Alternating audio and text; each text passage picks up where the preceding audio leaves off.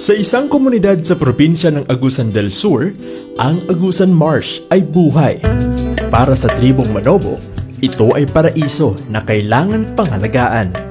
Ito ay pangunahing pinagkukunan nila ng kabuhayan at siya na ring tinuturing na tirahan. Di alintana ang matagalang pagbaha, patuloy silang namumuhay sa kulturang kinahulatan sabay sa agos ng buhay ng Ilog Agusan. Sa amo diri sa kahimtang sa barangay sa Banghibo, mag-ulan lang og tulo ka adlaw nga ulan, lunop na kaayo mi diri, lunop na gyud mulutaw na tanan mga kabalayan tungod sa suba nga nag-abot diri sa amoa padung ang tubig tanan.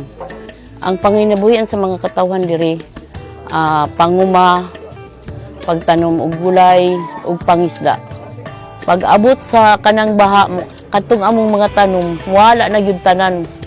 Bilang tugon, ang Department of Agriculture Caraga sa pakikipag-ugnayan ng Provincial Government Unit ng Agusan del Sur at munisipyo ng Talacogon ay nag-abot ng mga materyales para sa pagpapagawa ng 50 floating vegetable garden units. Kasama sa mga materyales ang iba't ibang uri ng binhi ng gulay, manok, binhi ng mais at organikong pataba. So, we conducted ocular inspection and site validation, and same time on-ground consultation with the community of Sabanghibong and Maharlika. As a result, we found out that the flood stays for 6 months. The group decided to establish floating gardens. So, series of activities eventually were conducted. From the briefing and rotation of the community, provision of technical assistance. Na may among floating garden nga gikan sa DE nga tabang. Karon ang mga tao nakatanom na gyud, nakatanom og gulay.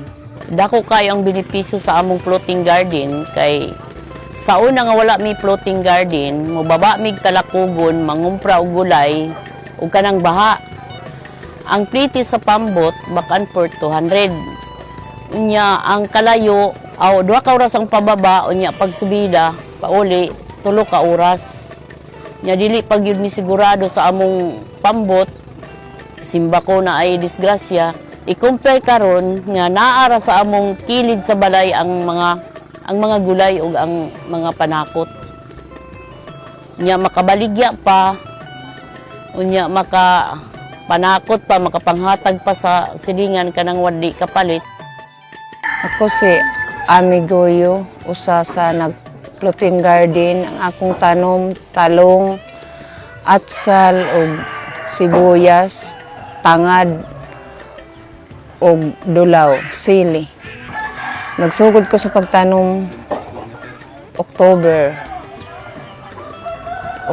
ang pitsay og ang kuan talong January. Ang akong halin una ma'am sa pitsay 500 yun to. Nalipay gali ko kaya nakakita ko 500 nga akong halin nga baha pag yun. Katabang to sa panghinanglanon sa among balay, tapos pambalon sa akong mga anak. Generally, there were 296 households benefited from the project. We were just piloting sa Banghibong for the prototype of the Sustainable Livelihood Projects in Agusan Marsh. In fact, we still have a lot of plans to do in the area. We're planning to replicate it to the other areas of Agusan Marsh.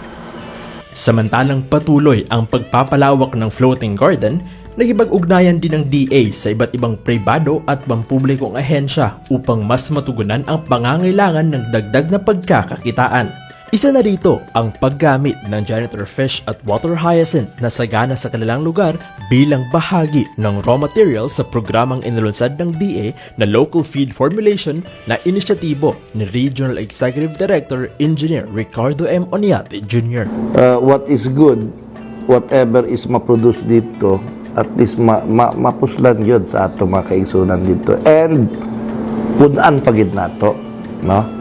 We had a collaborative effort with TESDA, DOST, na ang DOST mismo nag-recommend na fabricate o katong for janitor fish na to na mapadali, mapauga, mahimong into fish meal. Of which ang market anak padulong kay Father Richie para sa iyang organic feed formulation. Of which naapil na pod na dirin dapita ang ato ang hyacinth meal, no? Na pwede rin natin i-appeal dihan dapita na livelihood sa atong tulo ka barangay, La Flora, sa Banghibong ug Maharlika. Ang amo diha ang pasalamat sa mga kaigsoon nato diha na nagpadayon na adunay pagsalig sa gobyerno labi na sa Department of Agriculture Caraga. Ako nagapasalamat si Marvin Usigan, Barangay Agriculture Worker. Nagapasalamat sa DE sa pagtabang sa amuha sa paghatag og idea nga pagpananom bisag baha. Salamat kaning abot mo diri sa amo maskin layo.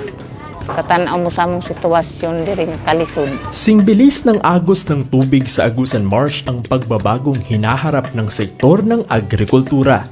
Kaya naman, patuloy ang DA sa pamamahagi ng angkop na teknolohiya, gabay at interbensyon upang mapalawak ang oportunidad at ang kanilang kakayahan ay mapaunlad.